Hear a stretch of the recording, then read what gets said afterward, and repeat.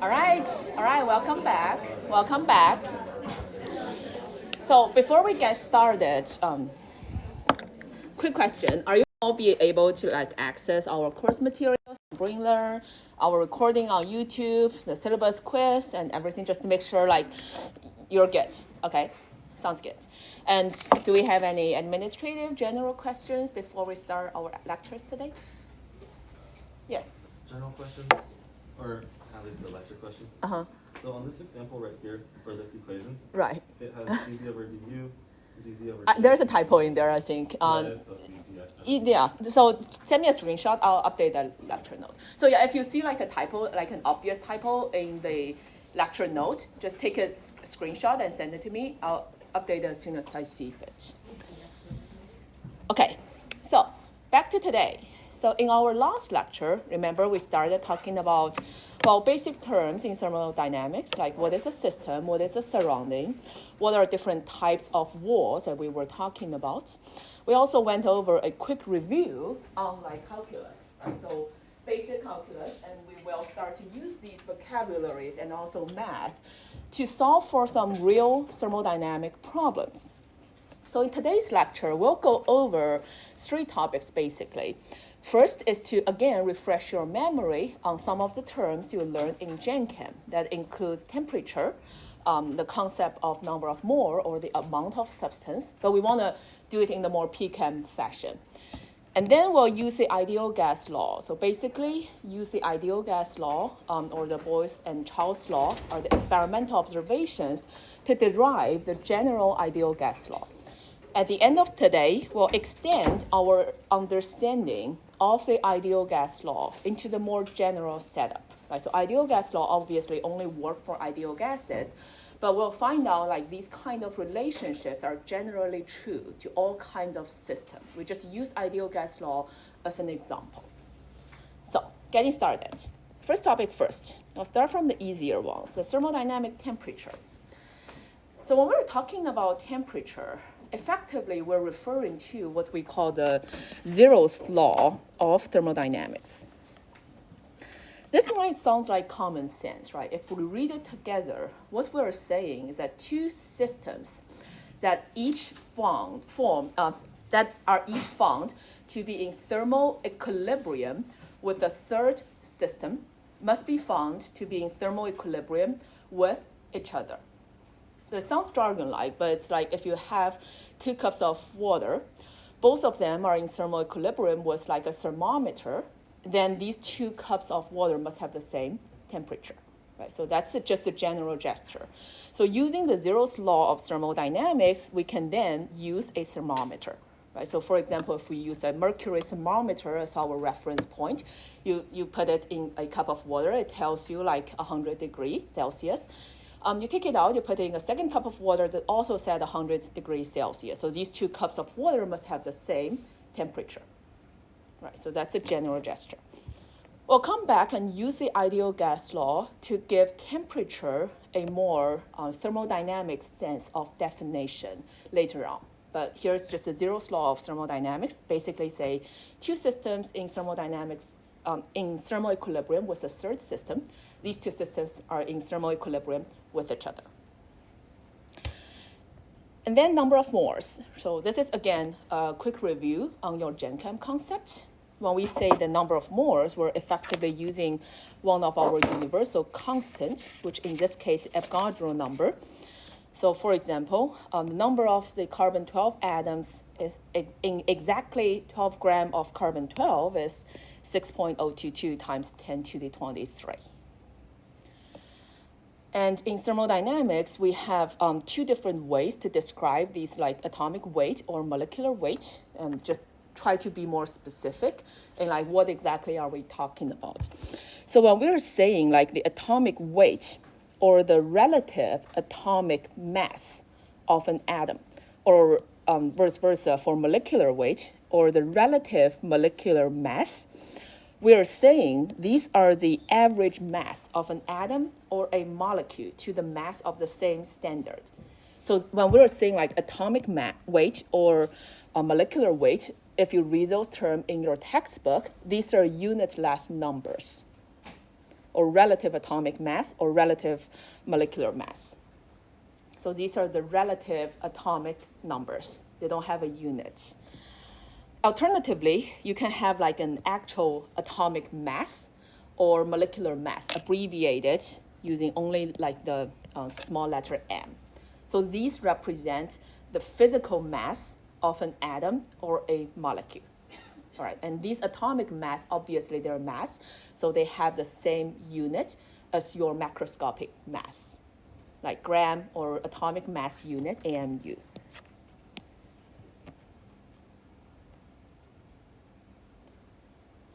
And then when we're saying the chemical amount, we're talking about the number of mole. And then the number of mole will have the abbreviation of N, and then the unit will be mole, so MOL.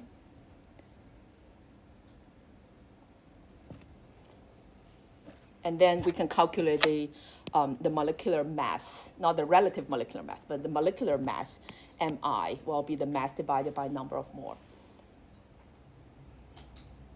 Then mole fraction, again, is unitless.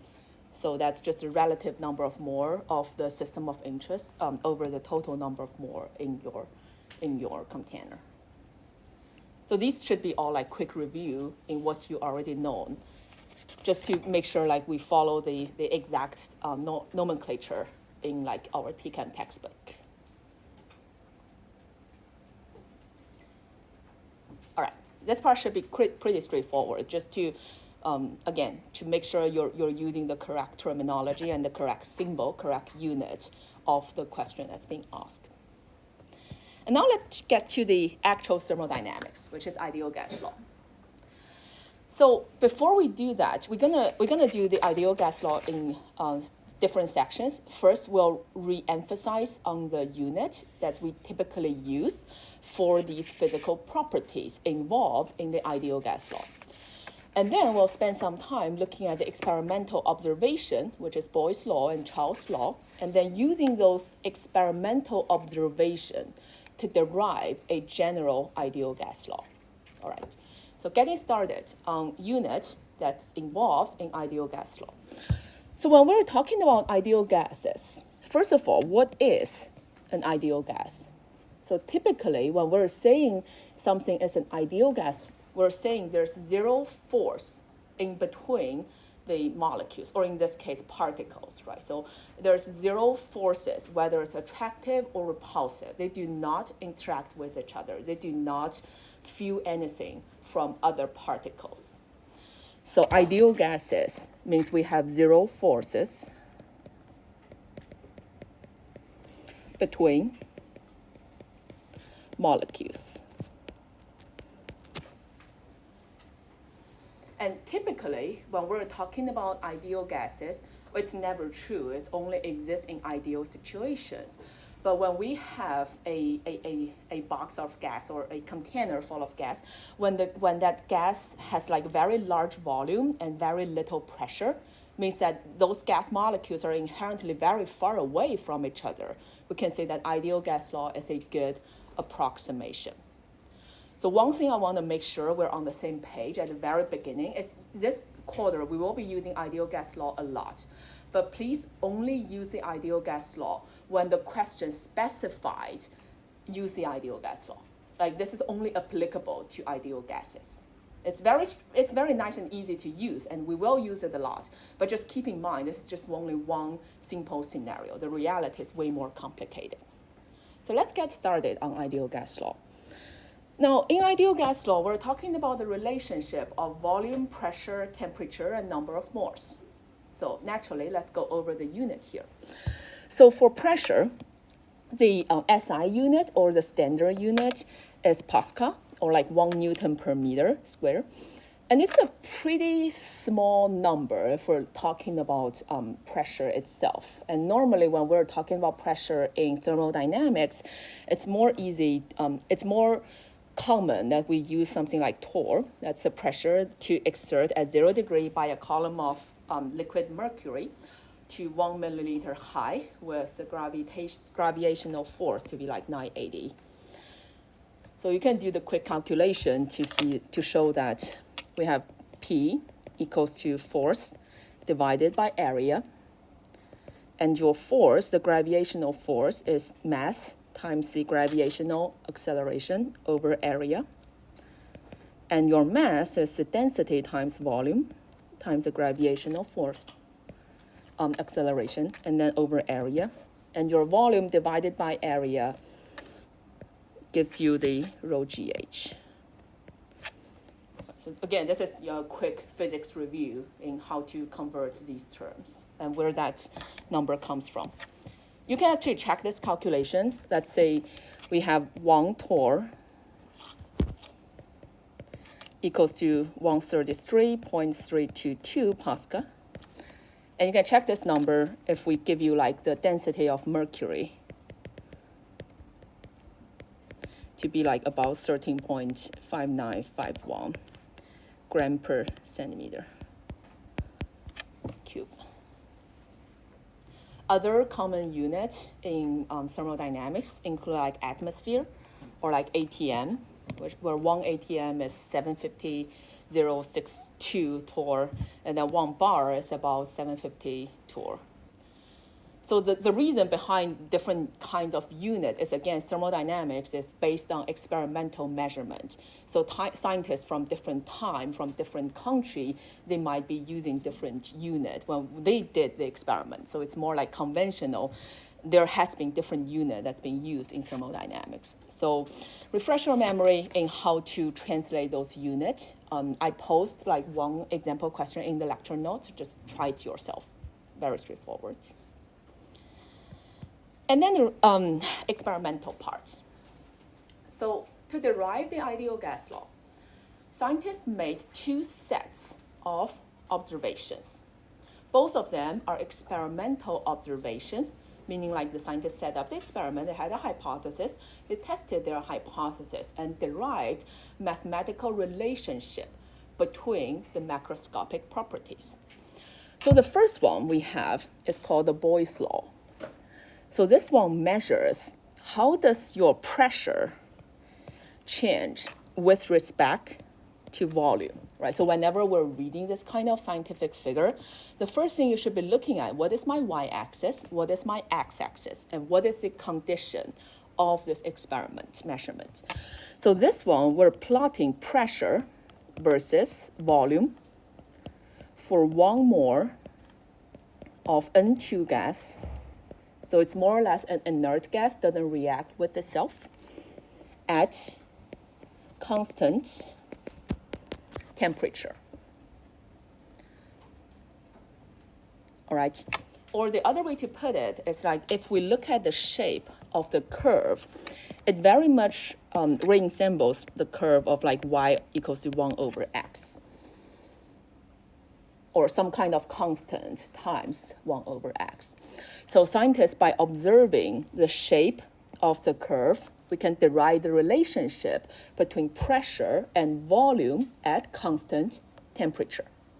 Or the other way to put it, we can write P as a function of some kind of constant K divided by volume at constant temperature and constant mass. Right, so the gas in the container doesn't exchange. We're at material equilibrium. And in here, we can specify K is a constant.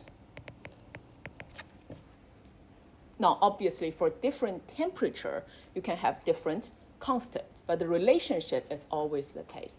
It's like pressure is proportional to 1 over volume. So that's the conclusion we get from the Boyle's law. So this is the experimental observation. All right, so that's one piece of our puzzle. Second piece of our puzzle is the Charles law. So the figure, again, is like this. So let's do the same kind of analysis, looking at the figure together. What are we looking at? Here, the y-axis itself is volume. And then the x-axis, this one we put theta, but it's effectively just the same as, say, thermodynamic temperature, which is also just temperature.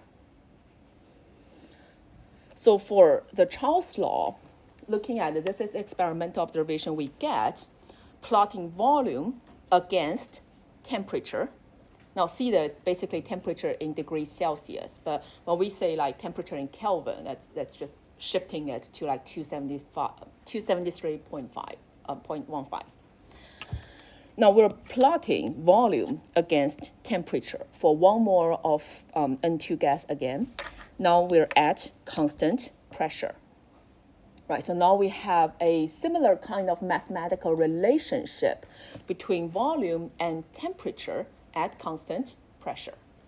Or we can write volume equals to, well, some kind of constant A1 plus A2 theta, or temperature, at constant pressure and constant mass.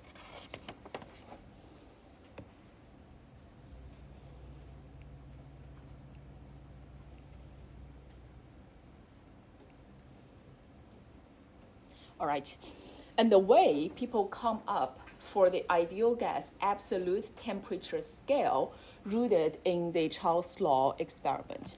So in this case, we can see like no matter what kind of pressure we did this experiment at, there's always a point where the line will intersect the x-axis at like 0 there.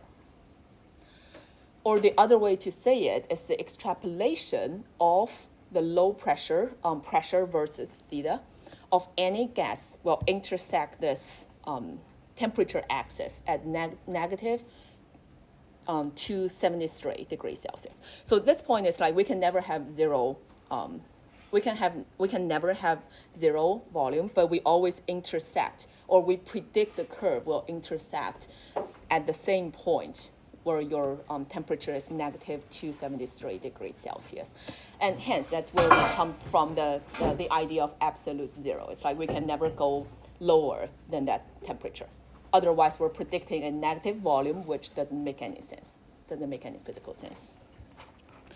Or the other way to put it, when we write it into paper, let's say the Charles law will hold exactly when pressure approaches 0, or when we say temperature equals to, again, some kind of constant times volume when pressure approaches 0 for all gases. So for thermodynamic temperature, now in the unit of Kelvin, we say the triple point of H2O is exactly 276.16 Kelvin. We'll discuss more about triple point when we actually get to phase equilibrium. But for now, just know how to translate between Kelvin and degrees Celsius. It's about 273.16. All right. So these two are experimental observations. So hopefully this part, these plots, I'm sure you already see them in general chemistry.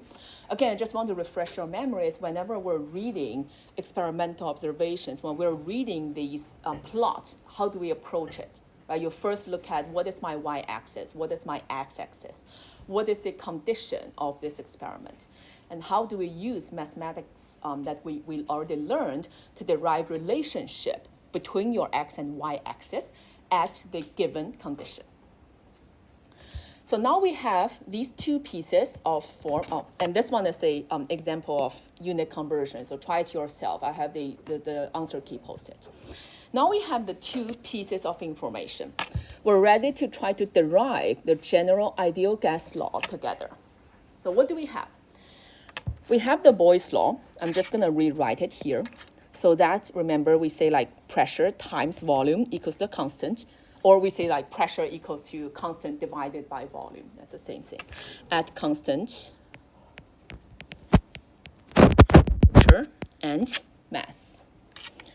And for the Charles law, remember, we have the linear relationship between the volume and temperature at constant pressure. So volume equals to some kind of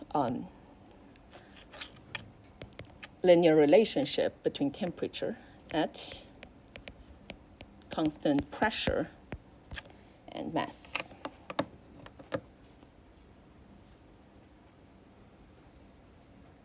All right.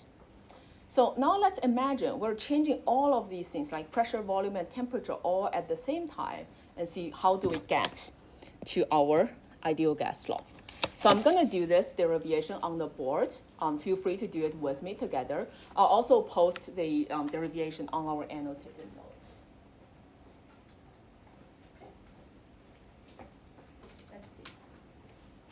This is what we want, right? So we start from our initial state, some random P1, V1, T1. And since mass is not changing, I'm just not gonna put mass there, but we know like mass is constant. And in our final state, we're changing it to, well, T2, V2, T2, and some kind of mass. So all three terms all changes. So using only one law doesn't give us the relationship, right? So let's try it by plotting an intermediate step. So let's say the step one, we're keeping constant temperature. So temperature remains at T1, mass is not changing. So in this case, temperature is not changing, mass is not changing. We can use our Boyle's law for the derivation. So we have my P1, V1 equals to P2, V2. And my temperature and mass is not changing, so both of them equals to some kind of constant. So in this case, we can get to our intermediate state.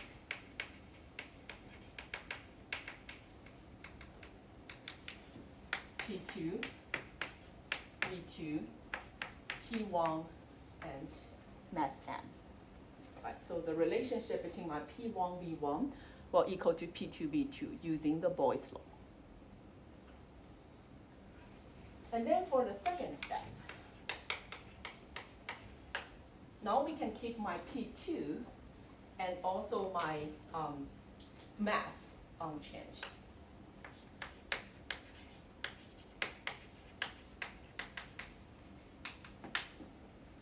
So in this case, we can use our Charles law. So volume equals to A1T. Or the other way to put it is we have volume equals to some kind of A times temperature.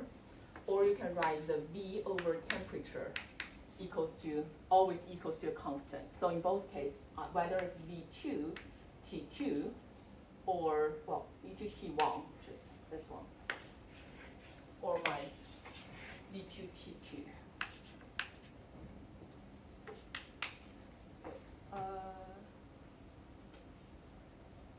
Right, so it's this case. Okay, I think this one is different because I want to change it to an intermediate volume, not directly to V2. So we're changing the VA and T1 again. So we have the VA over T1 equals to the V2 divided by T2. And that's all equals to a constant. So in here, effectively using the first relationship, we can write my VA equals to P1 V1 divided by V2.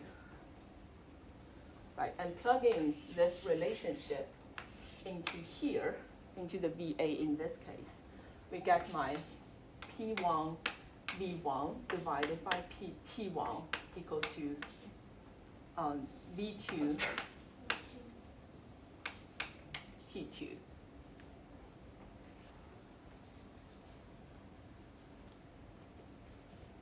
Am I missing a P2 somewhere? Let's see. So my V1 P1 equals to V2 VA. This one we're looking at P1 V1. Okay, yeah, right. So P1 V1. This one is T1 V. One second, I think I'm missing something here. So this one we get VA equals to P1 V1 over P2. And here we're looking at V2 over T2 equals to VA divided by T1. So this term, then we can rewrite as P1 V1, P1 V1 divided by T1 V2. Or, wait, this one should be P2. I'm like, that's why I was like, why am I missing a P2 somewhere? Okay, nevertheless, sorry for that confusion. Okay, so P1, V1, T1, P2. Here we have V2 and T2. So we can move the terms so that my pressure stays with pressure, and so all my 1 stays with 1 and 2 stays with 2. And then we got the P2, V2 divided by T2. That equals to P1, V1 divided by T1. And that equals to some kind of constant. All right, just moving terms around several times.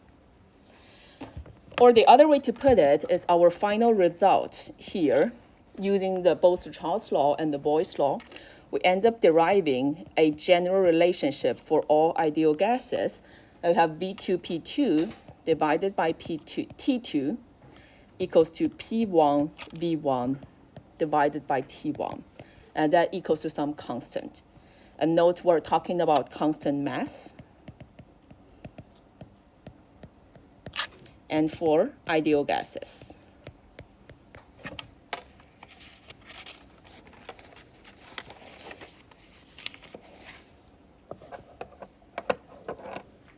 All right. And again, like the ideal gas law is derived from experimental observation. So again, it's experimental observation first, and then we derive the relationship between pressure, volume, and temperature for the ideal gases. And there are more comments associated with it. So it's like with the observation that equal volume of different gases at the same temperature and pressure will contain same number of molecules, or volume will increase proportionally to number of moles. So we're adding the number of moles back to our relationship. We end up to get PV equals over NT equals to our ideal gas constant.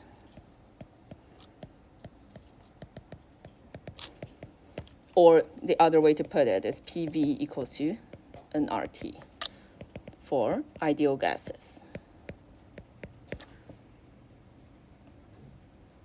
All right. So a few questions here, just to try to connect the points. First of all, if we look at these properties, these macroscopic properties, in here, is my number of moles, is my volume an intensive or an extensive property? So is my volume intensive or extensive? Extensive. And pressure is intensive. And then this one, temperature, is also intensive. So temperature doesn't matter, like 100 degrees Celsius of small cup of water and big cup of water, that's the same. All right. And also, as a quick plug-in for ideal gas constant, you've seen that before, but interestingly, the ideal gas constant is not one of your universal constants. So after we finish talking of entropy, we'll come back to link the ideal gas constant with some of your universal constant, in this case, Boltzmann constant, and see what exactly is ideal gas constant. We'll come back to it after we talk about entropy. And there are different variations of the ideal gas law. So depending on how you write it, right, you can use, say, the molar mass, which is big M equals to small m over n. So you can rewrite the ideal gas law using the molar mass. Or you can rewrite the ideal gas law using density. There's no need to remember all of these. They're all internally connected, just like conformant. It's just like transfer of unit in this case. And when we are talking about ideal gas mixtures, you can have different kind of gases in there, right? Like nitrogen and hydrogen, they will have different mass. So naturally, in an ideal gas mixture, you're looking at different types of molecules, and the total number of mole equals to N1 plus N2 plus N3, and you have more fraction or partial pressure describing the ideal gas mixture. Again, we'll come back to the concept of ideal gas mixture later on, just a heads up. I also expect you to know, like, say, how to find out, like, calculate the terms using the ideal gas law. Like, if we give you an ideal gas density, can you find out the molar mass of that ideal gas? Just plug in numbers, nothing fancy. See if we have any questions before we move on. All right, so this part, again, we started from experimental observations, and we're trying to reuse those experimental observations to define ideal gas law. That's something you already know, but this way we're trying to approach it in like, what exactly is in those scientists' mind back in the 1800s, and how did they come up with the ideal gas law in the first place? And now we're ready to generalize our conclusion of the equation of state. So as we were saying, the ideal gas law itself, the PV equals nRT, it's the equation of state of an ideal gas system. But in general, for any kind of specific system, there will exist an equation of state. So an equation of state will relate pressure, volume, temperature, and also the amount of substance in there. Right? It's the same idea, like if you have the ideal gas law, that's the equation of state for ideal gases. You can also have an equation of state for like my cup of water. It's the same idea. It's just an equation that's describing the relationship of your pressure, volume, temperature, and the amount of substances in that system. So if we're writing out volume as a function, some kind of function of pressure, temperature, a number of more of substances, this is called the volumetric equation of state. So like the ideal gas law, all of these equations of state are experimentally determined. All right. Now, let's use the equation of state for the ideal gas as an example to see what we mean. So for the equation of state for any pure one-phase system, okay, we can always abbreviate it by taking the number of mole out. Because in this case, if you think about, we have volume, temperature, and pressure, right? So temperature and pressure are both intensive properties. They're independent from the size of your system, and thus you can take the number of mole out if it is like pure one-phase system, because your volume is proportional to the number of moles. So alternatively, in the equation of state, you'll see we write it, instead of volume, we write it as molar volume. So V with a subscription of M. This is saying like volume divided by number of moles to become molar volume. And molar volume as a property, is this one intensive or extensive? Intensive, right. So for example, if we're looking at an ideal gas law, now the original version is PV equals nRT, so the volumetric equation of state of an ideal gas law will be volume equals to nRT over pressure.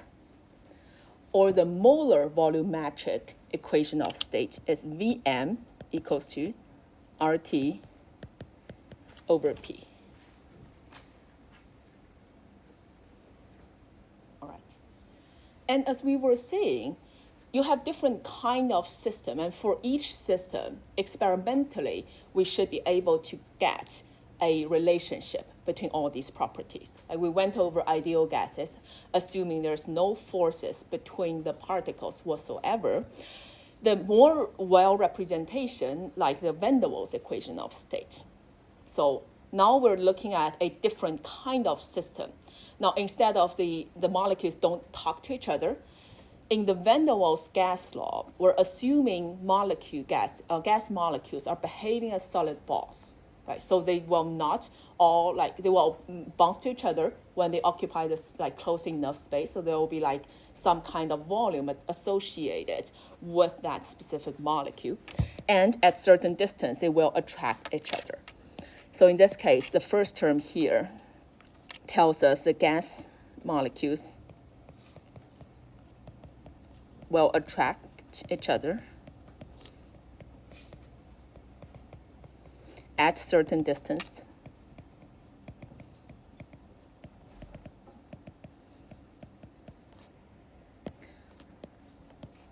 But they will also repel each other when the distance comes too close to each other.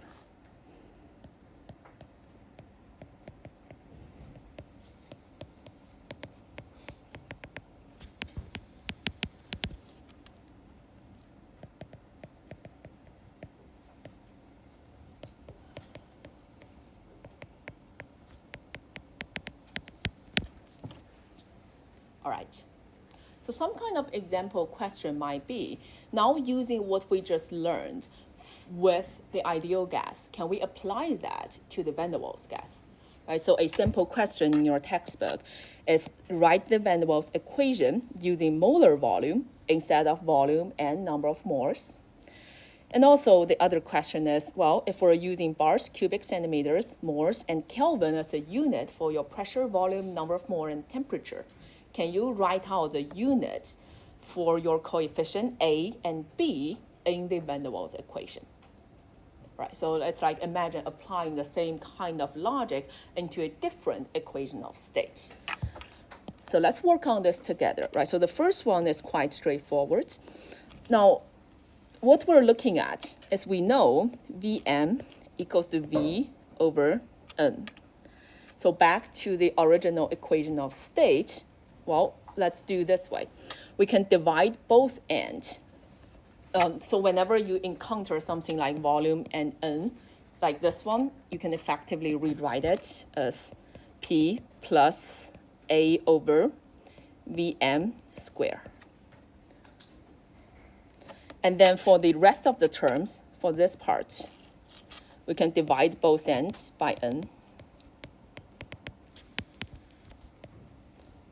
by the number of mole, and that becomes V over N minus B equals to RT. Clean out the term a little bit, we get P plus A over Vm square, Vm minus B equals to RT.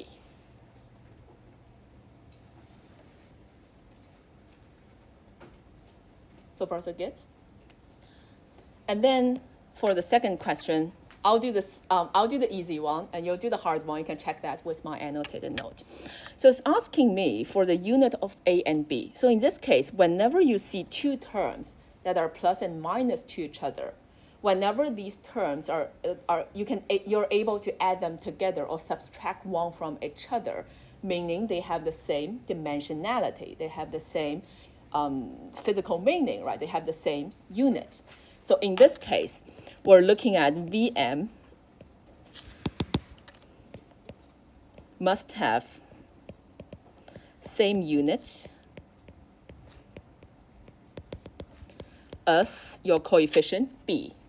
And for molar volume, the unit is, well, cm cubed divided by number of moles. So naturally, your coefficient B must have the same unit of centimeter cube over number of moles. Same logic applies to A, right? So in this case, your A divided by Vm square must have the same unit as pressure. So you can do the derivation to solve for the coefficient of A.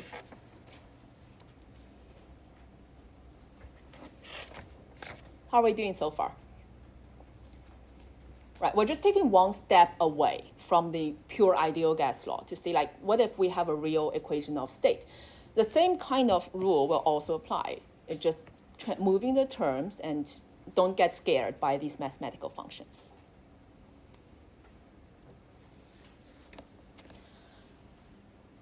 And now let's move to the even more generalized situation when we're talking about the equation of state. That is, assuming there exists a function describing your Vm, which is your molar volume, pressure, and temperature. Now, we don't know what that function is, but there must exist some kind of function you can experimentally determine. Now, what do we have in our hand? These are partial differential equations. And now we're going to look at from the pure mathematical point of view and see what we can derive between these relationships using partial differential equations. And the whole purpose here is now we know we want to find our relationship between my molar volume, pressure, and temperature. How many experiments do we need to set it up? And what exactly are those experiments? So that's the question we're trying to answer using the partial differential equation analysis here. So getting started. Now, we have different types of processes in thermodynamics. We call them differently. Like, for example, whenever you see an isothermal process, we're considering that process is conducted at constant temperature. Right? So in partial differential equation, we can write two partial differential equations, the dVm over dP at constant t, or dP over dVm at constant t. But because these partial differential equations, you can write it as 1 over each other, so these two partial differential equations are connected to each other. Right, so that means you only need to do one, like say isothermal experiment, to get both relationships. No need to do two.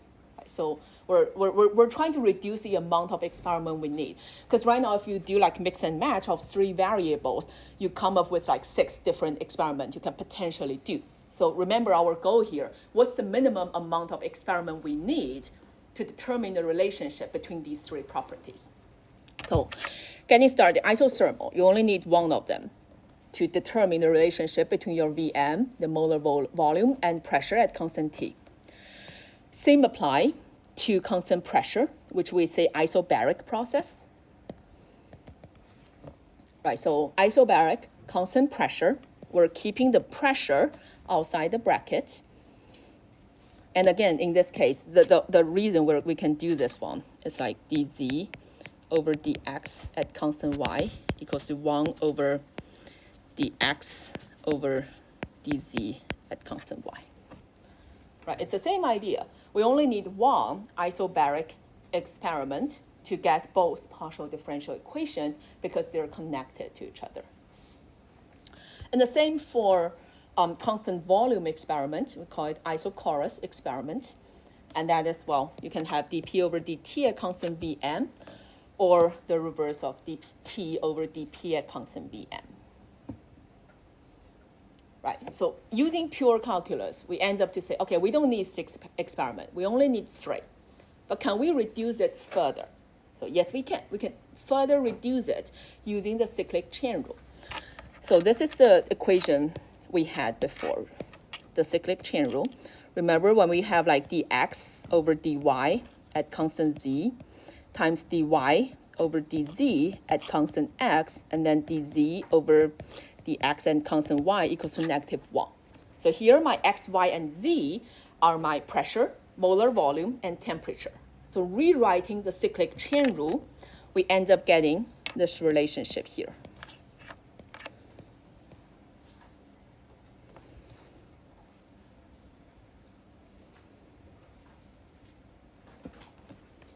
All right, so in here, that means we can reduce 1 more degree of freedom. So from the 3 experiments, we can reduce ourselves into only 2 independent partial differential equations that we need to solve in order to derive the equation of state. So in this case, for example, I'm just gonna pick one of it to see like how do you write it out? Like for example, if we wanna write dP over dt at constant Vm, so that's this term.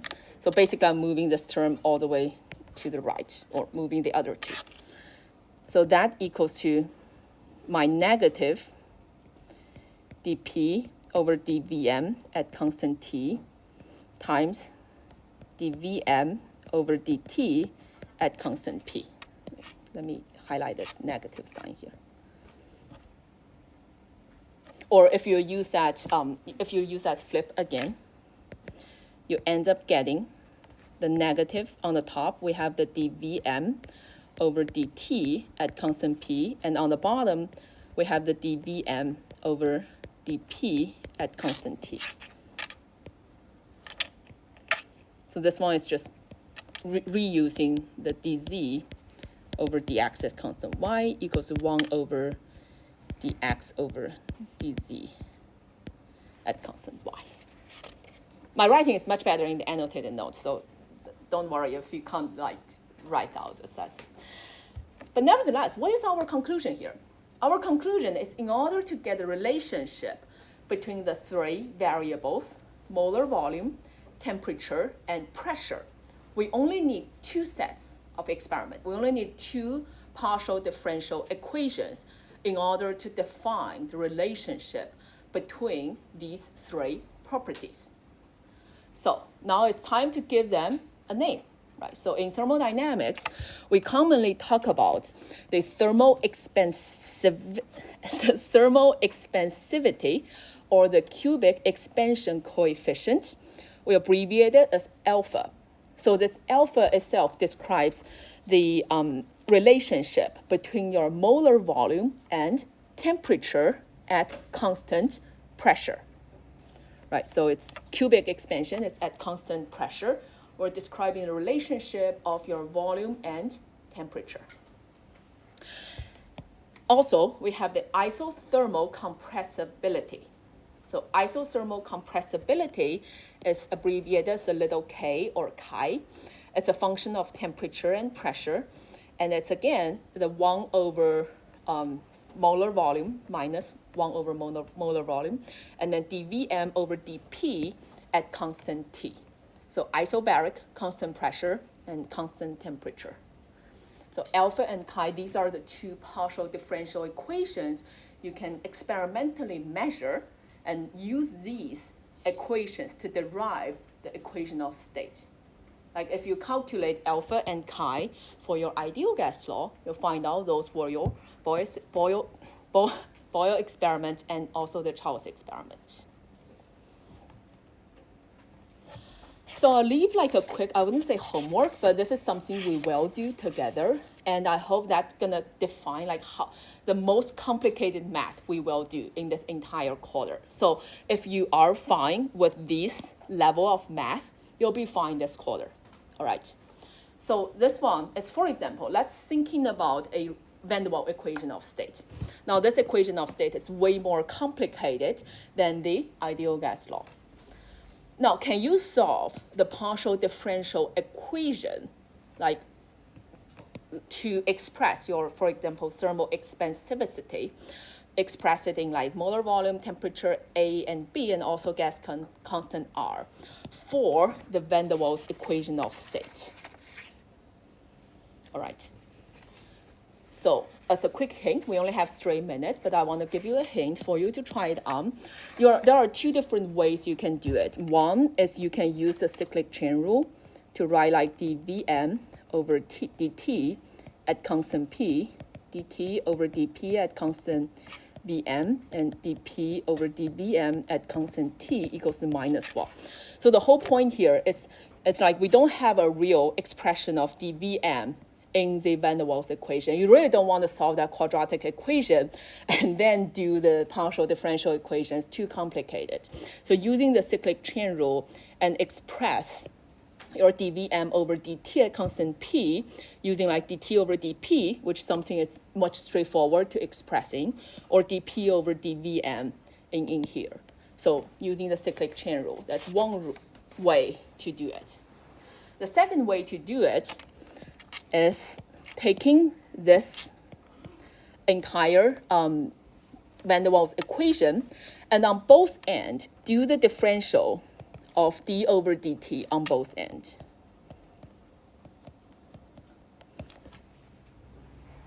And then by doing that, we can quickly, it gives a way to express your dVm over dt to find out this term at constant P. So there are 2 different ways to do it.